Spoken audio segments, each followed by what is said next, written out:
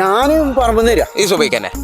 നേരത്തിലായി എടാ ഞാൻ ദിവസം പോയിങ്ങാണ്ട് പിന്നെ അരമണിക്കൂർ പറമ്പ് പോയിങ്ങാണ്ട് എന്നോട് പറയണ്ട പൊന്നാറ ശരിപ്പ് എനിക്ക് വല്ല ഭർത്താനോ അറിയും 10-50% സ്ഥലം ശരിയാണ് അതിന് കപ്പയും മരച്ചീനിയും നേരം ഞാൻ പിന്നെ എന്തിനാ ചിന്നോട് എവിടുന്നാ വരുന്ന ചോദിച്ചാൽ അതിന് ഈ 50% സ്ഥലത്ത് കപ്പയും മരച്ചീനി പൂളിയും കൂടെ അങ്ങോട്ട് എന്തൊക്കെ കപ്പയും മരച്ചീനിയും പൂളി അതിന് എന്നോട് പറയാ പന്നി കുത്തിയിട്ട് സർവണോ തള്ളിയിട്ട് അപ്പൊ നിങ്ങളെ നായില്ല അവിടെ നായി കുറക്കണില്ലേ എന്താ പറ്റി നായി കുറക്കണ്ട 3-4 ദിവസമായി നായി കുര നിർത്തിയിട്ട് അതെന്താ പറ്റിയ എടാ ഞാൻ ഈ സുബൈന്റെ മുമ്പ് പറമ്പ് പോയാണ്ട് കുറച്ചു നേരം പണിയെടുക്കണല്ലേ അപ്പൊ ഈ മഞ്ഞ് കൊണ്ടുകാണ്ട് ജലദോഷം പിടിച്ചാണ്ട് ഭയങ്കര ചുമേന് അപ്പൊ ഈ ഇങ്ങോട്ട് അതിന് ഞാൻ ഡോക്ടറെ അടുത്ത് പോയി ഡോക്ടറെ അടുത്ത് പോയപ്പോൾ കുരയാണ് ജലദോഷമാണെന്നൊക്കെ പറഞ്ഞു അപ്പൊ മൂപ്പര് ടോണിക് വന്നു ഇത്ര വലിപ്പമുള്ള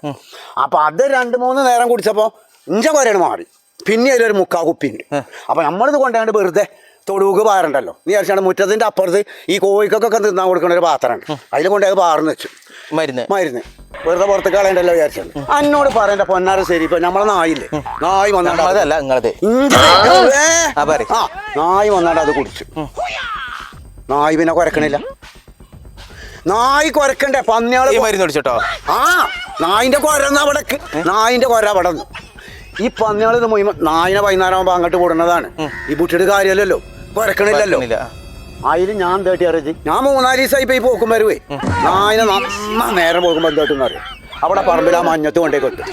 എന്തിന് എടാ ഈ മഞ്ഞ് കൊണ്ട് കണ്ട് നായിക്ക് ജലദോഷം വന്നാണ്ട് കുര തുടങ്ങൂലേ അതിന് വേണ്ടി കണ്ടാ കൊണ്ടേ കെട്ടണതേ